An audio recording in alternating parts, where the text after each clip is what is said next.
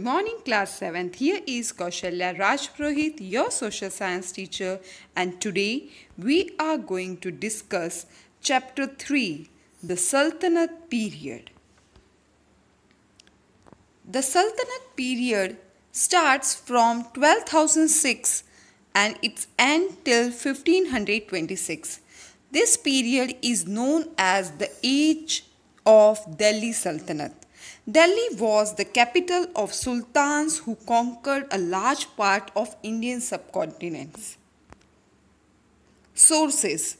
The sources which give us information about the custom, people in this period are the account of travelers and court chronicles are the most valuable source of information.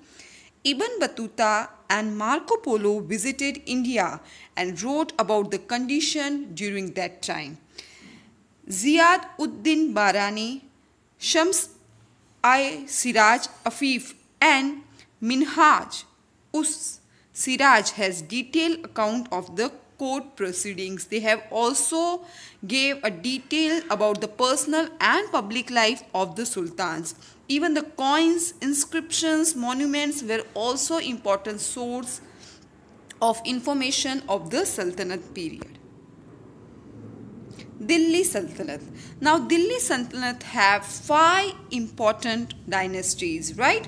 The 5 dynasties are Slave Dynasty, KHALJI Dynasty, Tughlaq Dynasty, Sayyid Dynasty and Lodi Dynasty.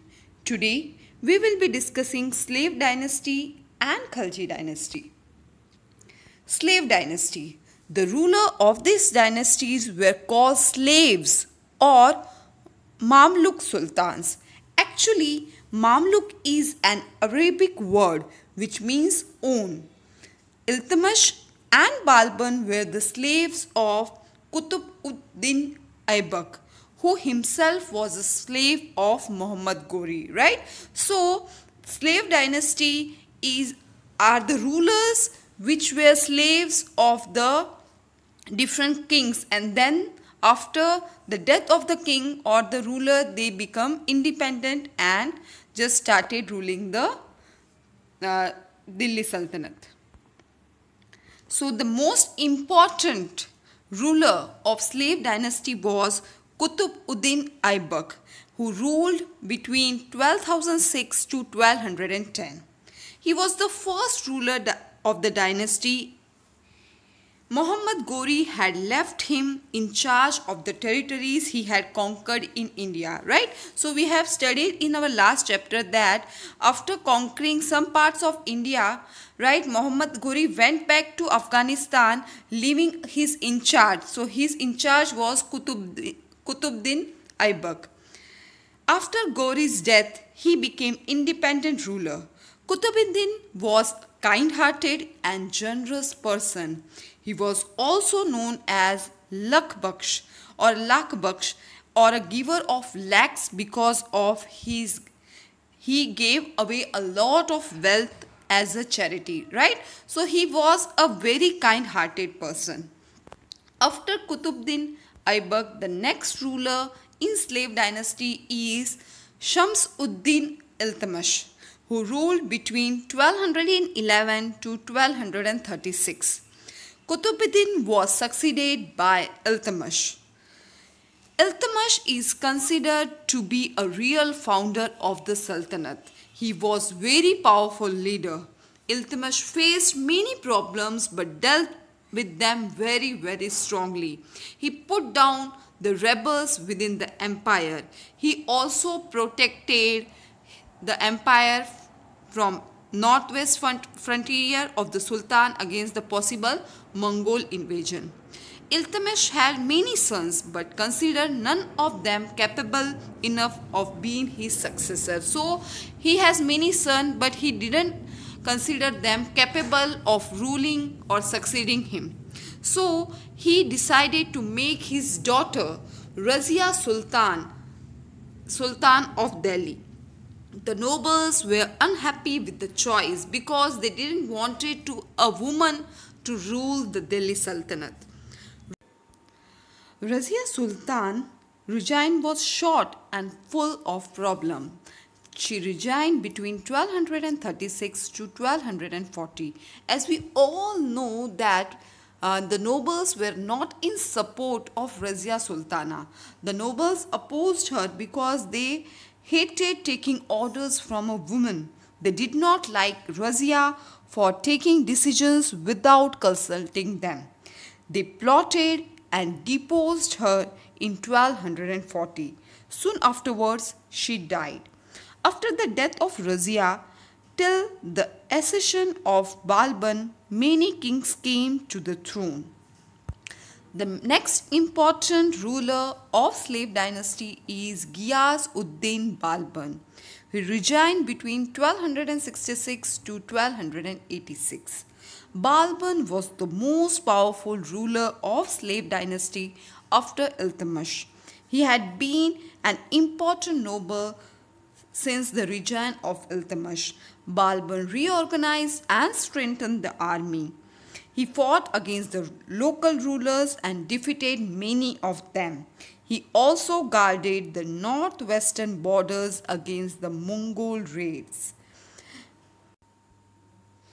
Balban introduced the Persian custom of sajda and paibos, which means that the people have to put their head on the ground in front of the ruler or have to kiss the foot of the king. The people were against such custom, but Balban felt himself as a god. Balban's successors were weak, and in 1290, KHALJI nobles captured the throne of Delhi dynasty. KHALJI dynasty. The KHALJI sultans ruled for 3 decades. They expanded and consolidated the Sultanate further. JALAL-UD-DIN FIROZ KHALJI. He reigned between 1290 to 1296. JALAL-UD-DIN was a weak ruler. He adopted lenient policies towards Mongols, unlike the other rulers. He even married one of his daughters to the Mongol leader. Jalaluddin was succeeded by his nephew Ali Gurshah, who took the title of Alauddin. The next important ruler from KHALJI dynasty is Alauddin Khilji. He reigned between 1296 to 1316. Alauddin was the most powerful ruler of KHALJI dynasty. He was an ambitious ruler.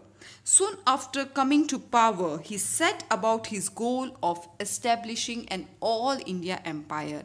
So Alauddin was very ambitious. He wanted to increase his empire, and soon he became the ruler. He started working on it.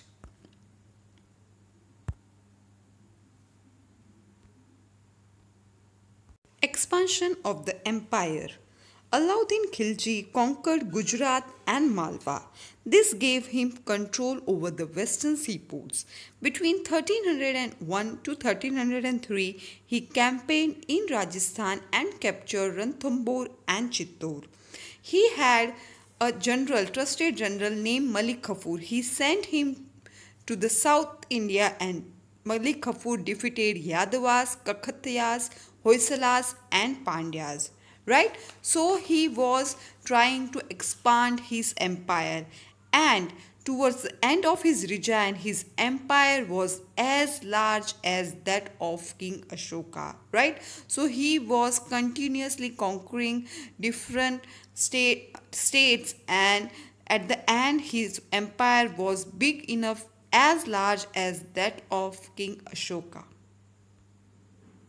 To pay for the numerous of wars, Alauddin needed a continuous supply of money, and hence land revenue was the most important source of money. So he increased the tax collection. Alauddin also introduced number of economic measures, reforms, right? So let us discuss them. Economic measures during the reign of Alauddin Khilji. Alauddin Khilji ordered the measurement of all land under cultivation. He divided the land according to the fertility, and he fixed a tax, that is land tax, which was also known as kharaj, accordingly. To get more money, Alauddin raised the land tax in the Doab region. Now, Doab region is the fertile land between Ganga and Yamuna rivers. He also assured that the peasants were not burdened any further. He kept a strict check on the nobles and did not allow them to collect any additional tax. To keep check on his officer and to discourage corruption, he also introduced auditing of the accounts of his officers. Alauddin also introduced a market control policy. According to the policy, he lowered the prices of all essential items such as food grains, sugar, cooking oil, cloth, etc. Shopkeepers were asked to charge the rate fixed by the Sultan. Alauddin wanted to pay his soldiers low, and hence he maintained the market control policy. Policies of Alauddin Khilji made many people poor. According to Barani, no gold, silver were found in the houses of Hindus. They were even deprived of the common luxury of chewing a betel. Reforms in the army. Alauddin Khilji brought many reforms in the army. The revenue reforms made more money, which Alauddin used to maintain a large army. He paid his soldiers in cash. He started branding horses to prevent the substitution of the good horses by the inferior ones. There was a full description of each soldier, right? They had a full description of each soldier. Even spies were posted in different parts of country or the empire to inform the Sultan about all the developments, right? So he had introduced many army reforms. After Alauddin's death, a war of succession broke out. The last Khalji ruler was Khusru Malik. GHIYAS-UD-DIN defeated him and started the Tughlaq dynasty. We will be discussing the different remaining 3 dynasties in our next session. I hope you have understood the topic. Thank you.